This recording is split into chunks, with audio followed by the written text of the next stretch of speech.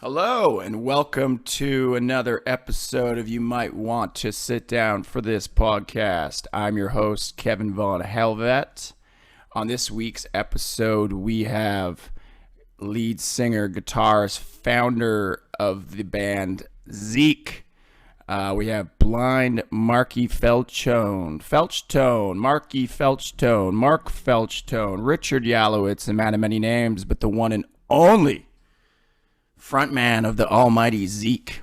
If you are familiar with Zeke, you know they're a kick-ass rock and roll band out of Seattle that plays fast, aggressive, loud fucking music. If you're not familiar with Zeke, I suggest checking them out. I'm going to be playing some of their music on this podcast. Yeah, they rip. They fucking rip hard. Good chat with Mark. We get into all sorts of things, talking about the origin of the band, who came up in like early 90s Seattle. So, a lot of things going on there in the scene with bands like Nirvana and Pearl Jam blowing up and heroin and all kinds of crazy shit. Zeke came out of Seattle during that time. So some amazing rock and roll stories. Definitely. I think you'll enjoy this episode. Check it out. If you're a fan of rock and roll or just stories in general, I think you'll like this episode. As always, you can check us out on please give a follow, actually, wherever you listen or watch, whether it's YouTube or Spotify or Apple or Amazon. Check out the website sitdownforthispodcast.com, and also you can check us out on Comedy Year Often Network. Little funny thing, recently was approached by a company called Smooth My Balls, looking for me to promote their shaving equipment for men's groin area, which seems very appropriate for a first sponsor. But they wanted me to buy their shit, and I'm not going to buy shit to promote shit. I'm just going to keep shaving my balls the way I always have, using my friends' razors when they're not looking. That's the best way to do it, because then your friends shave their face with your balls. Brought to you, so yes, today's episode brought to you by that little tip to steal your friends' razors and shave your nuts so your friends shave their face with your nuts. Hope you enjoyed this episode. This thing's fucking rad. I'm stoked on this one. Enjoy.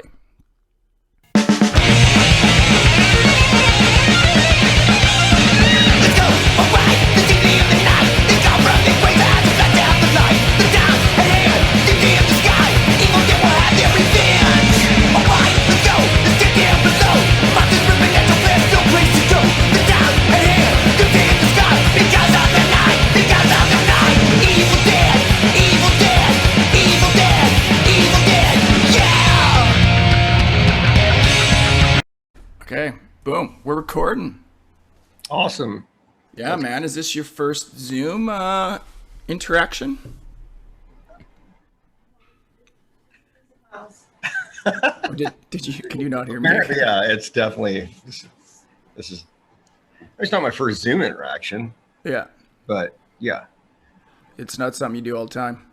I've never done a podcast before, Kevin. This is your first podcast. It is. Well, that rules. I appreciate that. I figure you probably don't want to do them. So I'm taking that as a compliment. You're doing mine. Oh, I'll do anything for you, Kevin. Oh, thanks, bro. Within reason. Well, that was where I was going next with this. How's things, man? Great, man. Excellent. Cool. You're which quarantine? Yeah, you're Seattle, right? Yeah. Are you right in Seattle? I'm right in the thick of it, man. Yeah. War zone. Yeah, dude. Were you liking that last week of summer weather we got, or what? Yeah, man. I didn't.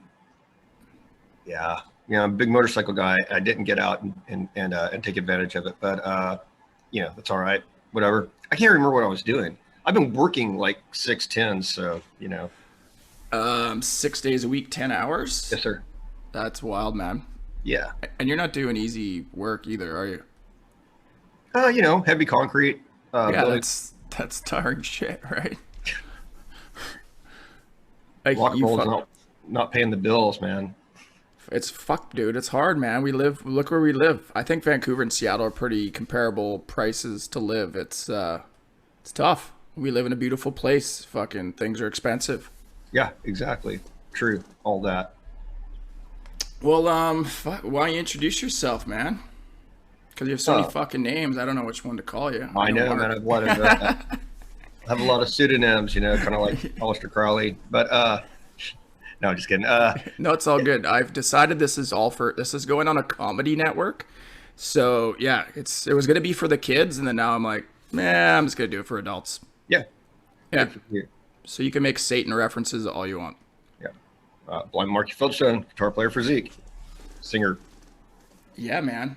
And I was like a little bit behind today. I apologize, but I fucking dug up a doozy. I told you about this the last time we talked. Big Brother. Did you ever Big Brother skateboard magazine? I've never seen it.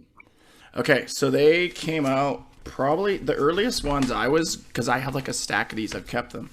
Probably 97 of the earliest ones I have, but this is like all the guys from Jackass started in this magazine. So the magazine was fucking filth. Like, and it was like they were always in trouble. It was like the Cream magazine of skateboarding. I don't follow. Did Cream ever have an article how to kill yourself? Because Big Brother did. Ooh, no, that would be more like Answer Me. Okay, and Big Brother and it came with a wire, so they were pretty fucking dark sense of humor. Obviously, Jackass guys, but always in trouble because of it. Because it was marketed to kids because they're skateboarders, so they were often in the media for all the wrong reasons. But they say any press is good press. So I read there's a fucking review of Kicked in the Teeth, the Zeke album, and I just like, can I read this to you, dude? Read it to me. I want to hear it. I haven't read this this is 1998, so I probably haven't read this thing since around that time. So this is the first time I've read it since. But Zeke is from the Northwest, and their music is like a soundtrack to an Indy 500 multiple car collision. The first time I listened to this, I was driving down the road with my foot on the gas, trying in vain to keep up with the song Fuck All Night. I got up to 85 miles an hour and my truck began vibrating violently. I ignored the shaking, stepped harder on the gas, and swerved under the shoulder to pass a Buick. Then I noted acrid black smoke coming from under my hood. I stepped on the brakes and nothing happened, so I downshifted and pulled into a gas station where my vehicle shuddered and died. The oily smoke kept pouring out, and the engine made a gurgling, loud noise like a bong being pulled. The mechanic tallied up the damage. The rattling had unscrewed the bolts that held the starter. A vital component of the carburetor was inexplicably mangled. Almost all the brake fluid oil had leaked out. A gasket was melted, hence the smoke, and a speaker was blown out. I'm sending Zeke the bill. If this sounds like your kind of thing, check out Zeke, but keep in mind that you run the risk of whiplash, speeding tickets, higher car insurance, and caffeine addiction. By Clayton Beverly. Oh, right. I read that, dude, and I was like, I have to hear this album, as I think anybody would, right? Yeah, I don't know. It's a great review, I guess. Yeah. I think it's a pretty good. I love how like almost every review of a Zeke record almost has nothing to do with music or rock and roll whatsoever, and there's a lot of just like it's just a long, barrage of hyperbole, but that's whatever. That's kind of what this magazine did. Like, are you familiar with Jackass at all? Like Chris Pontius, Party Boy? Not as familiar as you are. Yeah. Okay. Well, you would be the expert. I am Jackass, obviously. Yeah. But Chris Pontius, who's like Party Boy at Jackass, wrote all the responses to the letters, and they would fucking have nothing to do with the person wrote. Like, it was the funniest shit. Pretty much still the funny. I'd read this thing front to back. So yeah, man, I went and picked up. I still got the fucking CD too. Kicked in the Teeth. Yeah. And not just a clever name, from what I hear, because I didn't probably see a Zeke show until mid 2000s, I think. Probably. Somewhere in the 2000s. I think those days you'd probably stop doing heroin by then. I was on the methadone program. On the methadone. Well, but like my buddy Randy, and I use that word fucking loosely because he's a piece of shit, as is Scott. As you know, as you would expect for somebody who would drive down to see Zeke and do a bunch of drugs and come back and say the show was 4 songs because someone got kicked in the fucking head from the stage. That went down. People got kicked in the teeth, right? Like it wasn't just a literally that. It was funny because we like I'm not really proud of this or whatever. It's kind of embarrassing. Yeah. We were young, whatever. Yeah, and on heroin. Well, that was an ongoing problem with me, man. It started really, really like kind of early on. So I'm just glad to be out of that whole thing. But yeah, I'm glad you're. Yeah, so we played a show at this place called the Color Box in Seattle, and this is kind of how I wound up being on the. Everybody's like, dude, what were you doing on Pearl Jam's pirate radio and doing this and that and the other thing? Well, what happened, kind of was we were playing a show at the Color Box, and there were kind of mosh pit thing going on, and and then things got kind of weird, and then I had to stop the show because I was like, hey, what's really going on down there? Is everybody okay? Yeah. There's a chick on the ground, and then these guys were helping her up, and she had gotten literally her canine, I think, and then like whatever's next to that, they were gone. So and she was bleeding out of the mouth and stuff. And she just like kind of looked like a college chick or something. She was probably in the wrong place at the wrong time. You know what I mean? Or interest. She's kind of like, what the heck is going on here? I should check this out. And then she got up there, and then it didn't turn out too good for her. But that the singer for Pearl Jam was there, and he was like, hey man, can I talk to you after the show? I didn't know who he was at the time. I was like, yeah, I'll talk to you home. Just stay over there. Got down with the show, went down, and then kind of forgot about it. And then he's like, hey man, I just want to talk to you for a second. I'm like, okay, hey, what's going on? He's like, totally introduced himself to me, and I was like, oh wow, okay, wow. And he's like, I just want to let you know that I'm taking care of this girl. I'm going to pay for all of her medical bills. Yeah, medical bills, yeah. And then I'd like to talk to you later. And then that's how all that stuff happened. But yeah, it was, like it kind of petered out. But man, in the 90s to all the way up to probably 97, 98, 99. There were some pretty scary shows. But even that probably wasn't as scary as the kind of metal versus punk shows in LA in the mid to late 80s. I heard those were just I don't know. I've read books on those, and right. I was going to talk about that because like just rock and roll being dangerous, and I think was that something kind of like was it part of your plan as a band? Like a lot of bands are like, we wanted to make rock and roll dangerous again. Obviously, G.G. Allin was pretty good at that. No one's quite. You love G.G.? I loved G.G. Allin, man. I mean, do you ever see G.G.? A huge inspiration. Oh yeah. Honestly, just because. Yeah. And then it's like I don't know why he doesn't get enough credit for just writing great songs, because some of those songs are so good. I mean, he does have some awesome fucking songs, and I call it like his Cookie Monster phase, which I think when he was kind of like years. After he hung out with Jeff Clayton from Anti-Scene period, like he kind of changed whatever, and that's kind of my favorite phase of GG, to be honest, man, and what's that song with kill thy father, fuck thy mother, and all, that's almost like, to me, like that's like it's as good as any AC/DC album I've ever heard in my life. So I mean, it should be a rock classic, but obviously it's never going to be. But with names like kill thy mother, fuck thy father, whatever. And I think anal cunt might be on that. That's there's definitely a few songs. There's not many songs on that album that would be radio fucking friendly. But think about if Gigi was around now, because you don't have to be radio friendly as much now, because there's more underground. Well, I guess there was underground radio then, but with like things like podcasts or satellite radio and stuff, you don't have to be as. Gigi actually would be canceled in a minute these days. Oh man. Sure. Yeah, I don't have I don't want to comment on cancel culture, really, to be so just because I think I'm going to say that I feel like things are heading in a positive direction in a lot of ways. It's like, I think people understand what I'm saying when I express that. But But and Zeke never had an agenda. It's just like really Zeke was just kind of almost like it was almost like an accident. I kind of was writing these songs and I was pretty messed up and it was funny because the first time that I when I moved to Seattle, I got into this band called the Felchtones, which is three guys from Coffin Break or no, two guys from Coffin Break, Rob and Is that where your name came from? Because you're blind Marky Felchtone, right? Yes. Yeah. Yeah. It was Rob and Dave from Coffin Break and Dougie from the Sinister Six, which like they're better now than they were in the early '90s. So I mean, I really, if you can ever get a chance to check out the Sinister Six, the way that, in their it's writing it really down. Check out. It's so good. But yeah, and I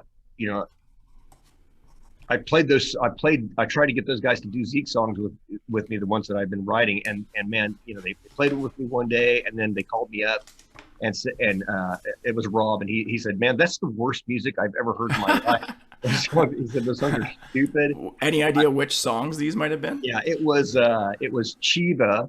Fuck off, Chiva's one of the best songs, right? And then the other song was Galaxy 500. Those are great tunes. Those yeah, they hated him. He said, I can see where you're going with this. You're trying to be like Motorhead or something, but it's just stupid. And show him. Yeah, I know, man. But and those guys are whatever. I still love those guys, and they helped me out so much whenever when I got into town, and just letting me be in that band was pretty cool as well. I was just kind of too messed up. So and that's kind of what there was no like agenda for rock and roll to be dangerous. You know what I'm saying? Is to answer your question, it's just the way I was, and the way Donnie was really volatile, and I actually started, we got into a band after the Felchtones. I started playing with my old band that I moved up from San Francisco with, Motörhead, and we lost our drummer, and who was actually the drummer for Christian Death, and he really kind of tied things together. But Donnie got in the band after that, and that's how I wound up, teaching him those songs, and we wound up doing Zeke together. But yeah, no agenda. We were just so screwed up and man, dizzy, It's fast music, man. Like I mean, and then it's fast on an album, let alone going and seeing it live. Like I've seen many shows live. I'm usually a little under some kind of influence, probably a few beers at least. Well, yeah. But you're like, I've never seen you not. This might be the first time I've ever seen you not under the influence. I've chilled out. I'm kind of It's funny. Like anyone who's in bands who knows me, they're like, "Fuck you, party hard." I'm like, well, I always cut loose when I'm at your shows. Like I'm not like that all the time. But if I'm going to a show, generally it's fucking party time. Oh, man. But I've kind of toned her down altogether these days. There's no shows. But yeah, like in the pit, and it's just like, you're like, what, and like, it's usually about halfway through the song till I'm like, okay, I know what song that is. And then it's over, right. And then it's the next fucking song. They're so fast. It's amazing, man. Like you guys are probably the fastest band ever. Like really, who the fuck's faster, man? I don't know, man. I guess there's some crustcore bands out there that are pretty fast, man. I don't listen to a lot of crustcore, but yeah. Yeah. Well, I'm gonna just say you're the fastest, just then I'm right, for the sake of this podcast. I love it. I feel like we're the fastest, if not. Yeah, but you, Motorhead was a big influence on you, right? Because I remember you told me the story because you're from Arkansas originally, right? Yes. And then you got out of Arkansas, went down to Cali. Yep. You want to tell the story at all? Oh yeah. Well, I mean, but not really a story, but I was down there, and I wanted to be a metal guitar player. I don't know. And then I just got like I'm walking down the street, and there's this place called there's a record store, and I walked in there, and I'm like, what is all this music, and because we just didn't get that in Arkansas, not at the And top. what year is this? It's probably 1987 or something like that. So you're looking at like fucking like skid butt rock records kind of thing, like LA glam stuff. Yeah, like I mean, I was when I was a kid, I'm listening, at that time I'm listening to a lot of Thin Lizzy and a lot of Iron Maiden, Judas Priest. I love Maiden. And I can barely stomach Metallica at the time. I don't know, and like, don't even understand what Slayer's doing. Anyway, Slayer lost me when I found out that Tom Araya goes to Catholic church on a regular basis. well, that's okay. That's okay. He can go to Catholic church. It's like a. But I mean, every song's fuck. They're like everything's I mean, I don't know. It kind of bummed me out that he wasn't like a legit. I don't want him to be like. I don't care if he's not a full Satanist, but it's like he's got an album called "God Hates Us All," and then he goes to church and says sorry about that. I don't know. Kind of lost. Big 10-4. I got you, man. Yeah. But so I'm living out there. I'm kind of messed up. I mean, I'm already getting messed up. And I kind of met somebody, and I started dating her, and she just happened to be this person that came in from the DC scene, and into California, and it was kind of she turned me on to all kinds of different music, and there were some other influences out there that and so I just kind of all this stuff kind of happened, and and I started writing these songs, and a little bit was inspired by Minor Threat, a little bit was nice. I can see that. A little bit was inspired by even stuff like the Gun Club and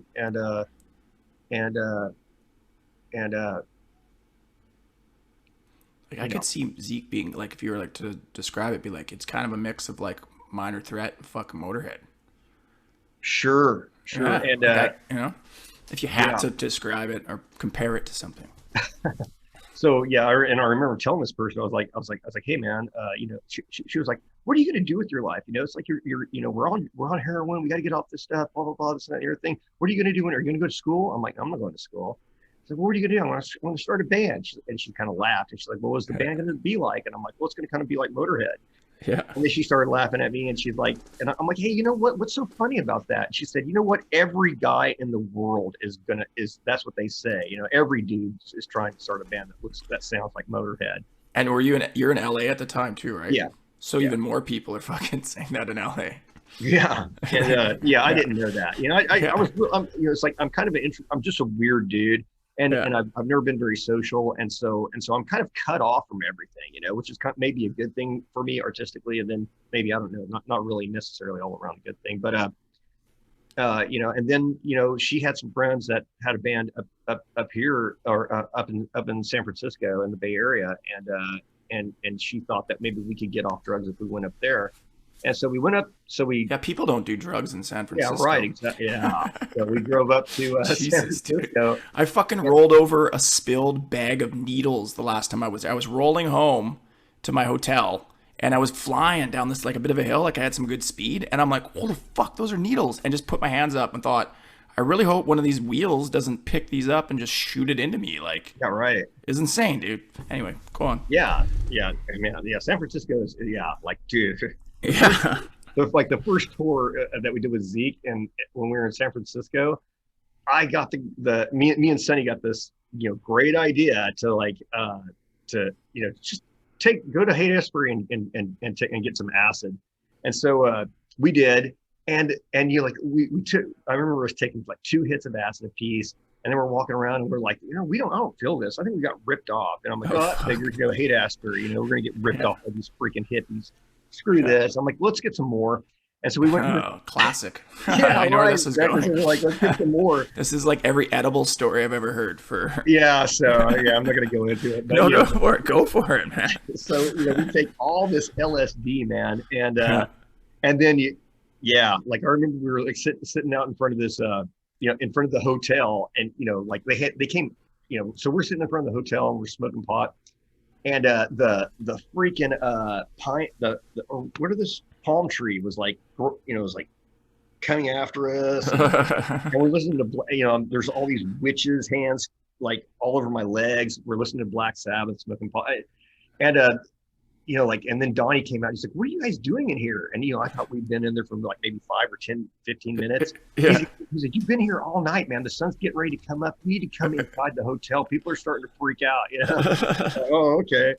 So then the next Zeke show was kind of weird. I changed the set list up, and I had all these ideas. And did you throw a West Seattle acid party? Did you San Francisco acid party?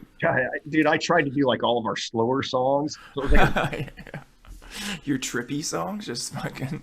You Did know, you get and an like, organ? and like, Get an organ in there too? and like Donnie's like, what's this set list? He's like, I'm not ready for these songs. I'm like, we're doing them, man. And it was a terrible show, man. But yeah, so I learned my lesson about that. But yeah, exactly. So, you know, like you go to San Francisco and you expect that is that you're get off drugs. Yeah, right. Yeah. So yeah, we moved up there and hooked up with this band Mock Turtle, and I auditioned for them, and they said we don't want you, you know, and then our drug use got Were you on acid again? Yeah, no, I was not on acid. Yeah. We don't want the guy who thinks he's melting and a fucking palm tree's chasing him on acid. I do as little bit. I always did as little acid as little, you know. And when I was growing up in Arkansas, I did acid all the time. But yeah. Anyway, you know, so that never happened. We didn't get off drugs. I hooked up with that band. Eventually asked me to join, and that's really how I got to Seattle. It was because all kinds of stuff happened in San Francisco that was super bad stuff. I can't. It would literally be incriminating to some friends of mine if that's all you need to say, man. Right. So, but what wound up happening was to escape disaster.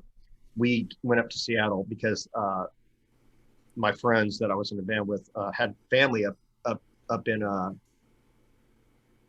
up here, and yeah, fair enough. Right, and so we were going to get off drugs again, and we got up here. And of course, that in Seattle, happened. Which is also a very drug-free place. Good place to get off heroin in the early 90s. Yeah. So anyway, fuck. But you know, hey man, I've got 22 years clean and sober now, so I feel and you know what? Honestly, the more like there are going to be, you know what I do, and speaking with schools and stuff, and we're kind of fucking tongue-in-cheek joking about it, but good for you, because really, you probably wouldn't be alive, right? If you had kept doing fucking heroin. That's a crazy drug. So I'm glad you got off it, and good for you, man, for being clean, because I mean, the music you play and the people that come to your shows, there's not a lot of X's on hands. It's not a straight edge crowd. So maybe some, but as we get older, I feel like a lot of, and I found even during this pandemic, so many of my friends who are like real partiers, and a lot of the Turbo Yugans, they're all shutting her down because I think it's part age, but I think it's also like just kind of was drinking too much, and because you're doing nothing, you're sitting at home, and the novelty wears off at some point, and then all of a sudden, like, sobriety is fucking more beautiful than being fucked up. It's kind of like the new fucked up. It's great. I love it. Yeah, man. Like, yeah, you have energy and this whole new lease on life, and you're yeah, man, good for you, dude. Honestly, you probably inspired a lot of people to go off too. If they're like, a fucking Mark from Zeke can kick his habits, and you know I can too. Are you a sponsor for anyone, or have you been a sponsor for anybody? Because you go to meetings, don't you? I'm always available for that kind of thing. Yes. Yeah, man, that's cool, dude.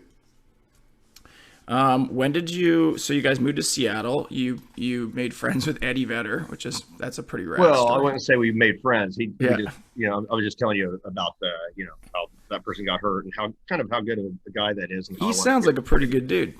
Good guy. All those guys are good guys. Yeah, and you know what? And all those bands just kind of blew up, and they didn't expect to. They weren't trying to fucking get on, be the big bands they were like in those times, right? Like they weren't expecting, I imagine. Well, I don't know about Alice in Chains, but yeah, the rest of those bands, probably not so much. And there was a lot of drugs, like, I mean, just with Nirvana and stuff like that. There's obviously a lot of heroin. There's, Alice in Chains too, right? Pearl Jam seems like I don't know if I never really saw them as being a total light with a lot of drugs, but I imagine it was going around probably all those bands and that whole scene. Yep. Are you someone who likes that term grunge? No. Yeah. Well, I mean, like Zeke is like a reaction to grunge, really. It's like, we're going to do our own thing. There was a lot of bands, obviously, like, I don't want to say the names of any of these bands. Yeah, no, it's fair. I know some of these guys, I don't want to sound like I'm being like, what's the word, derogatory, but, so there are all these bands were trying to start this thing, and it's like I was thinking, man, I just want to do something that's anything but that, and so I wasn't trying to do anything that was really punk rock per se, and I wasn't really trying to do anything that was, I just wanted to see if we could do something a little bit different than all that shit. And it is, man, because I don't even know what I would what do you classify Zeke as? Is it metal? Is it punk? It doesn't really matter. I mean, but at the end of the day, if you're like, it's kind of punk rock, it's kind of both, it's kind of speed metal, like it's fucking fast. Yeah. Well, I think the last album is a lot different than, like it just kept getting faster and faster and faster. And now it's almost like a completely, new thing. Like, so I don't know, man. I think it's just rock and roll. I think it's rock and roll the way rock and roll is supposed to be, which is just like as much intensity and as hard and as intense as you can possibly do it, So I think that's what rock and roll is supposed to be, It doesn't have to all sound the same, but I think Zeke is like, a good expression of, I think it's a perfect expression of rock and roll, to be honest. I agree, man. And I know, like, among my crew of friends, like I was saying, the guys who were coming down to Seattle before I was, like, they're just like, I was talking to Scott the other day, and he's like, Zeke, game changer. Like, everybody was into, like, No Effects and all that punk rock, Pennywise, everything. And then he's like, I heard, I don't know which Zeke album it was, one of the first ones. And he's like, that was it. And I remember it took me a while to kind of catch up to that style of music. And I was saying Kicked in the Teeth was one of the introductions. But I always liked the Dwarves. I had Blood, Guts, and Pussy early on, along with my Offspring albums and stuff. So I had a little bit of that going on. Such a good record. He's just like, it was a game changer. He's just basically like, I don't listen to any of the other bands on your label at the time because it was Epitaph.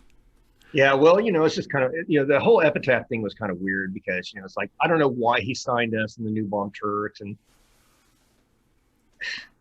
But it was awesome. I mean, it got you more because it got you exposure, I think, to people who were listening to just that punk rock that all kind of sounded the same. The thing that nobody knew and should have known is that nobody listening to that kind of, Southern Cal pop punk is going to really like what any of our bands were doing, They did sound a bit like, because it's funny, like, you, the Humpers, because Humpers were on Epitaph too, right? Yeah. Humpers, New Bomb Turks, and you'd buy those Punkorama albums, and it all sounded pretty much the same, like, stuff I like, SNFU and NoFX, Pennywise, Bad Religion, then boom, fucking Zeke blows your head off, and then, like, Bomb Turks definitely sound very different than anything else on there too. I love New Bomb Turks, by the way.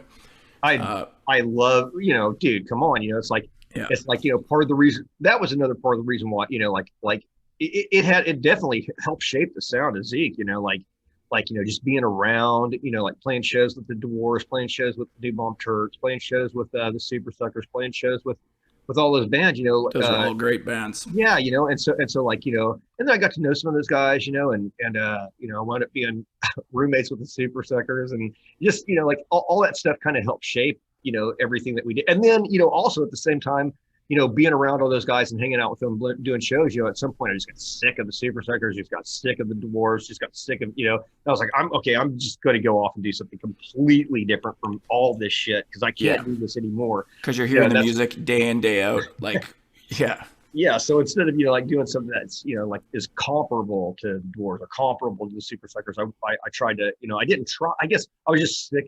That's how Death Alley came out. Death Alley was just like, just like Zeke was kind of a reaction to grunge, Death Alley is like a reaction to everything that we had been doing, and everything that was going on around us.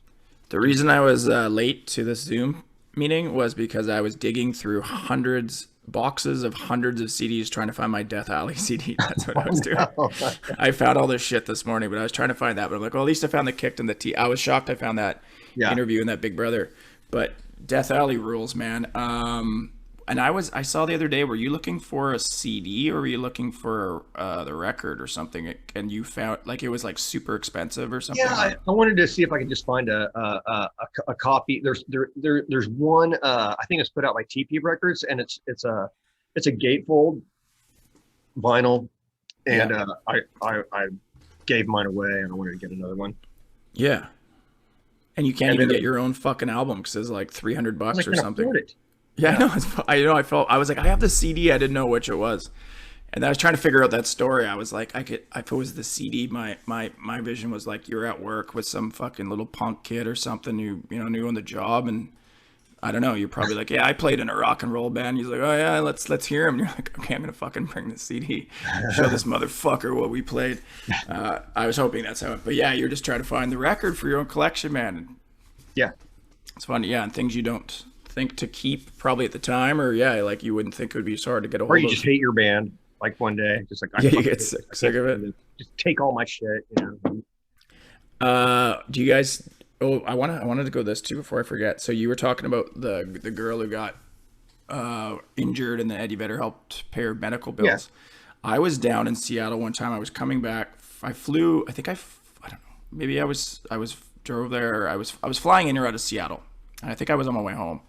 And you guys happened to be playing like the day that I fucking was flying home or to Seattle to drive back to Vancouver. So I'm like, sweet, gonna check out Zeke because they're playing and I'm here. And then I have a cousin and her husband. So my cousins who live in Magnolia, they're pretty yuppie, like they're rad, but there's no fucking way they're going to a Zeke show. Yeah. So we met up. I'd always stay at that Marriott just around the corner from what the hell's, I can't remember the name. El Corazon.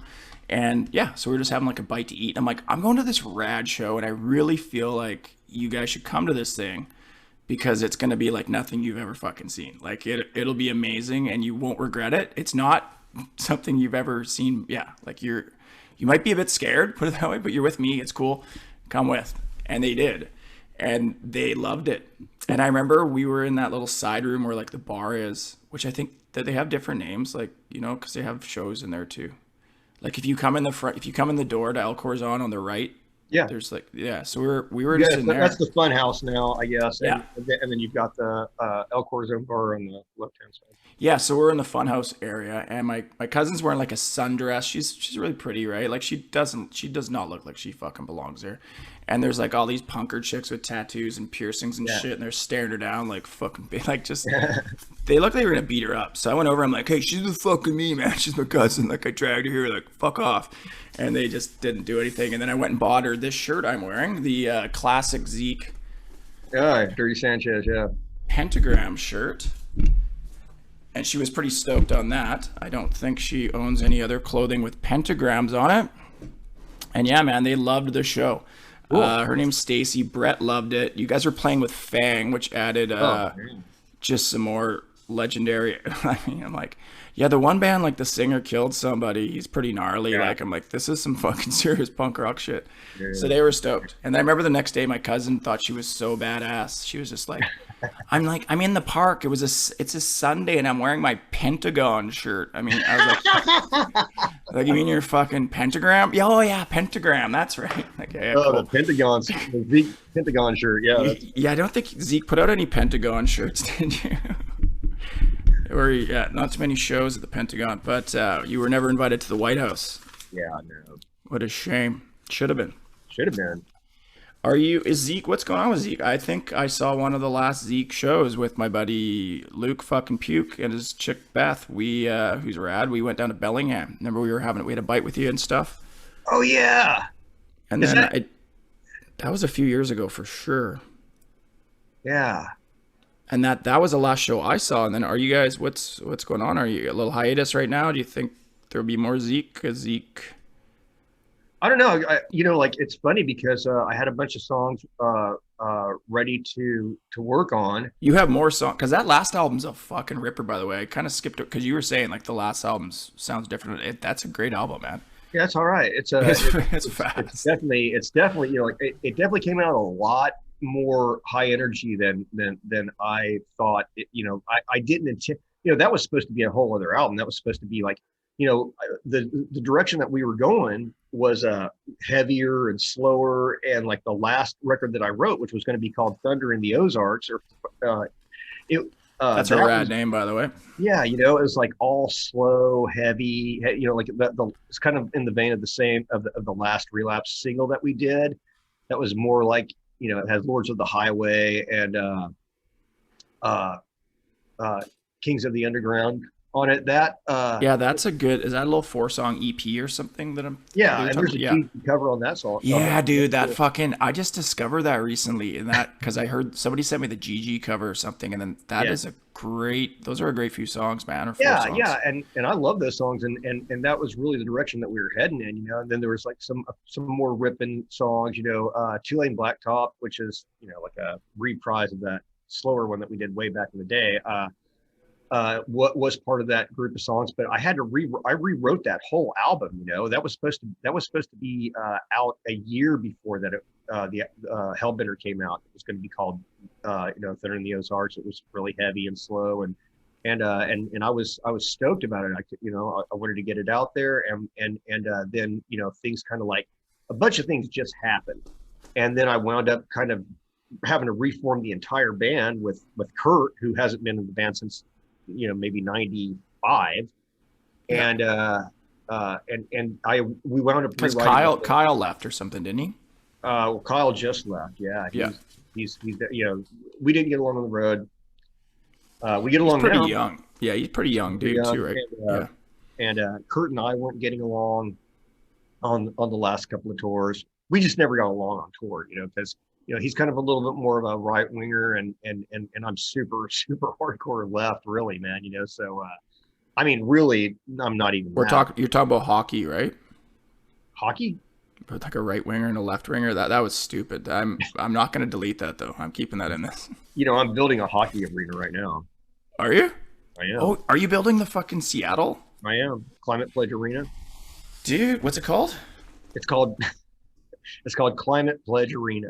Climate Pledge Arena. Yeah. Hey man, Seattle, right? Yeah. I never built a hockey arena before. That's for the NHL. Yes. Dude, that's going to be a cool... Do you like hockey at all? I don't know. Oh, you haven't really watched it? I don't really watch it. Like we did a tour with DOA and yeah, that rules. The DOA and Zeke? When was that? Oh my god. Yeah, I don't know, but those guys are obsessed with hockey. So well, they're fucking Canadians, man. There's something to it. It's true. Well, I think for the most part, there's not too many Canadians who aren't into hockey, at least a little bit. Yeah. We dig our hockey, but that's going to be cool when there's a Seattle NHL team and a Vancouver NHL team, because we can kind of come down there for games and vice versa. And I'll get you in. Yeah, dude. Yeah, man. I'd love to. We'll go to a game together. Yeah. Fuck yeah. Cool. But that happens a lot too on the road, right? Like, just it's hard to get along with. I don't know. I'm at a point in my life where my friends come over and like they come over for more than 6 hours. I want them to fucking leave. I'm sick of their shit, Yeah. Like, I hear you, man. Yeah. I love them, but like, yeah, I kind of like my time alone. But if you're sharing small spaces, you probably, and if you've known each other that long too, right? Kind of can bump heads sometimes. Yeah, and then your ideology kind of gets cemented at a certain point. You get a little less closed-minded or whatever, and then all of a sudden you're at odds with people that have diametrically opposed concepts about how things should be. Which sums up America pretty much right now and a lot of the world, right? Polarized nightmare. It's pretty wild, man. It's I mean, I travel down there, obviously watching from afar, but not really that far. But it's very opposing ideals. It's very childish in a way too. It seems it's just kind of like, I'm right, you're wrong. There's no fucking gray area. There's no kind of compromise, I guess maybe is the word I'm looking for. Yeah.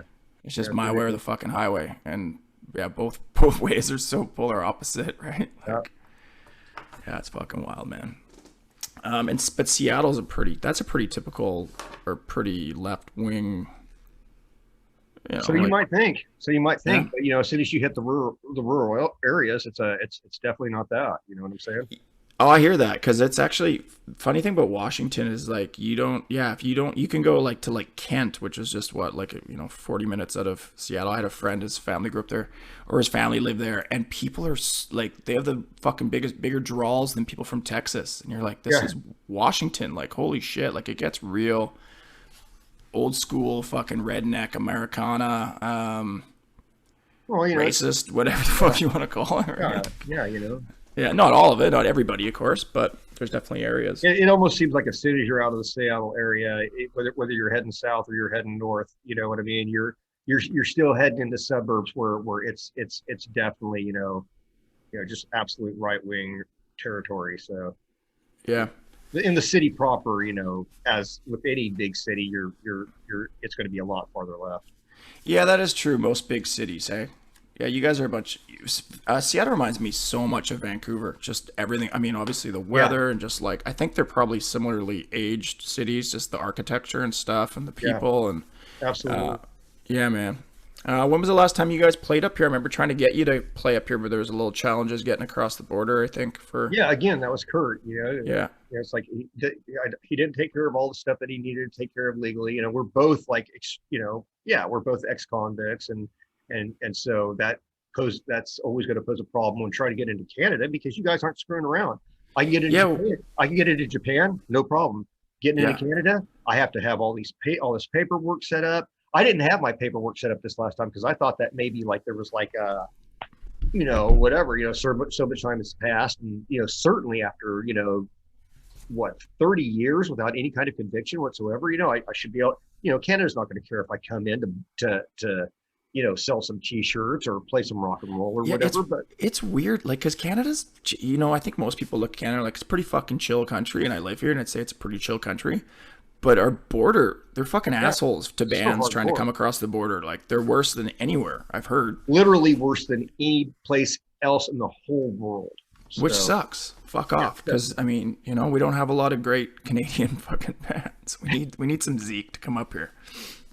I know. I'm sorry that didn't work out. We do have good Canadian bands, but I shouldn't say that. But it sucks when that happens. I don't know how many shows I've been to where they're like, yeah, our fucking guitarist isn't here, so bear with because our tech's gonna take over. We didn't realize we didn't have our right paperwork. I was really excited about that show that didn't happen because I was going to have another one of the guys in the Hookers in the band. Yeah, Telford was going to play bass, right? Right. So then I've got Kyle and Telford, and it's like, yeah, fuck you, Adam. I got both of your guys.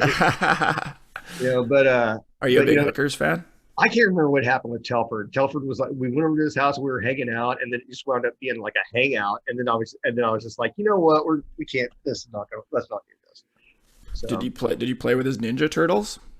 Yeah, dude, yeah, right. It's like, dude, I'm walking into like some kind of action figure museum or some shit. It's like I imagine, like, I see some of the stuff. I'm like, brings me back to being a kid. I'm like, man, he's got some cool setups. He had some stuff, I was like, dude, I might have to take these. Yeah, he's such a good man. He's great. He's a bro. Yeah, I remember him saying that he learned because we were chatting. He's like, dude, I'm gonna play with fucking Zeke, and I learned all the songs. And I'm like, that's rad, dude. Which he did. Yeah. And he played, and the songs that we ran through with him worked perfectly. But I think that I screwed up and didn't send him some of the songs, and so in order to get we're headlining, so in order to get we for some reason we were timing it, we couldn't pull together a set that was over 25 minutes, and then we were just kind of looking at each other and we were like, but that's 2 full albums anyway, isn't it? For Zeke I know. So Telford was like really live. Telford was kind of sweating too. He was like, man, he's like, I don't know, And so like Hookers are elite. Hookers are pretty fucking fast, at least, but still, yeah. Like the Hookers were never as fast as they are now. So that last Hookers album's a ripper. It really is, man. Yeah, that's another band that I love. I love the Hookers. They're great, dude. Yeah, I love Nashville Pussy. They're great too. I think one of the last times I seen you guys was with Nashville Pussy. Yeah, or maybe it was Super Suckers with them. It was at every fucking show I go to is pretty much at El Corazon in Seattle. Yeah. It's like you and the Dwarves. Almost every show is you and the Dwarves. Yeah, you guys play together a lot, which is, for me, that makes the drive so well worth. One of your bands is good to see for a 2.5-hour drive in a hotel and blah blah blah. But to see any of those bands together is fucking rad. Yeah. That venue you were going to play here too is pretty sweet. It's not around. It's just like a little mini ramp, basically. It's like a little skate park, and they had bands playing it. The stage is like knee high. Would have been so great. Everybody is who's watching the show is in the mini ramp. I'll send you actually Daglo Abortions recorded a video in there. I love Daglo Abortions. I do too, for a song called I Love My Mom, which is off their last album. Yeah. Which is basically just apologizing for I Killed Mommy from Fetus a Fetus.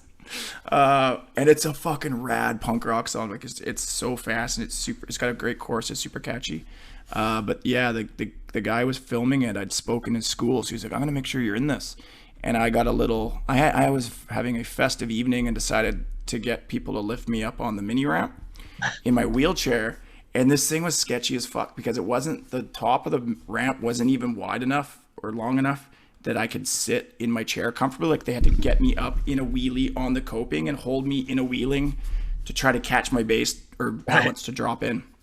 and I dropped in, barely wrote it out, and it made the video. Oh, So dude. yeah, dude, I have to see that. I will send it to you. Yeah, it's pretty cool. Actually, I think I was hoping it was for my 40th birthday. I was like either Zeke. My first hope was Zeke, and then you guys couldn't do it. Then I tried the Hookers, and Adam sounded down, and then he couldn't last minute. And then I ended up getting Deglo, which, I mean, any three of those bands, it was a great 40th birthday. My grandma loved Deglo for sure.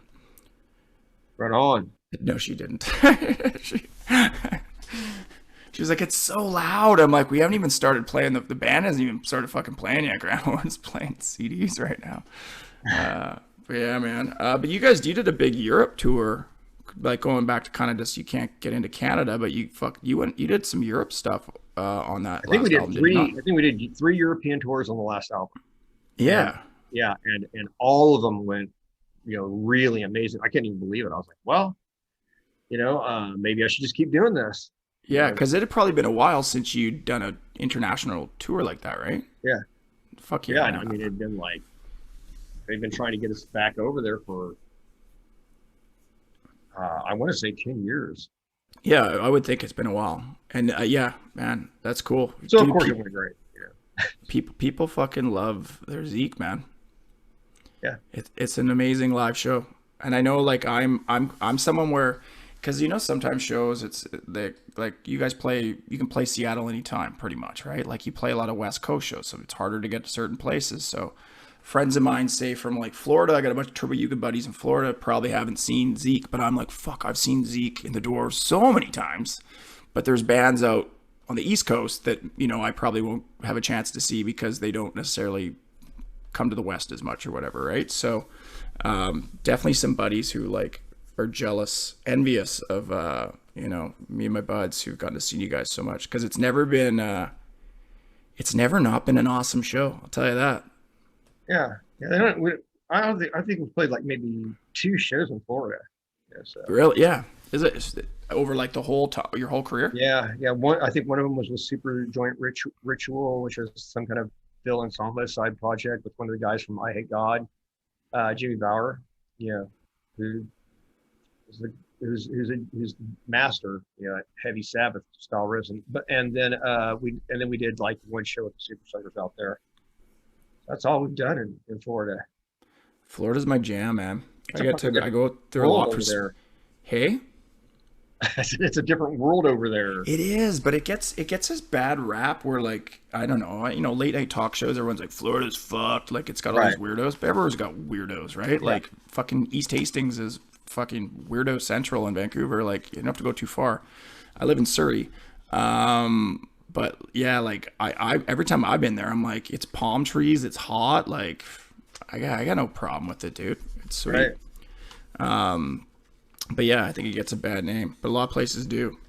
Most people who give places a bad name have probably never been to that fucking place in the first place, right? Absolutely. Well, what do you got? Last I talked to you, you said you got another band. Are you playing another band right now, or you got something going on? Not really. This whole, like I said, like my work schedule has got me, like focusing on, anything but, art and music, and so. We chatted maybe a month or so ago, and then you told me to check out some bands from this band called the Stuntmen. You told me to check with the Stuntmen, and they were cool. They're a fantastic band, and Nick's a great songwriter, and they're just so good. And so I almost feel like weird, like doing a project with them, but we're doing like a it's like 3-chord rock and roll band, just real straight ahead thing called the Underlords, and so we've been doing that. We're not doing it right now, but as soon as this thing kind of blows over, I get done with this job, we're gonna start hitting it again. And we had some shows that we were getting ready to do, and everything fell through because obvious, this COVID thing, man, it's such a fucking nightmare, dude. Yeah, we're gonna get it back together and probably do some shows. So maybe a single. Cool. I don't know. Cool, man. Well, dude, I don't know, man. Anything else you want to say? Anything you want to plug? Anything you want to add? Probably wrap this up. It's Sunday. I imagine you've got to go to church still. Yeah, as do I. So yeah.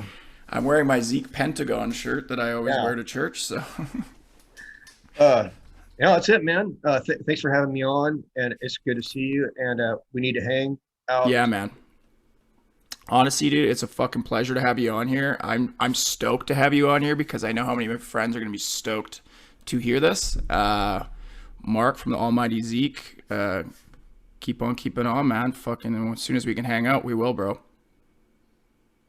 Yeah, brother. I'll come down there and we'll watch some hockey. Let's do it. Okay, dude. All right, man. Have a great day, buddy. All right, you too. I'm gonna end this, bro. Okay. Bye-bye.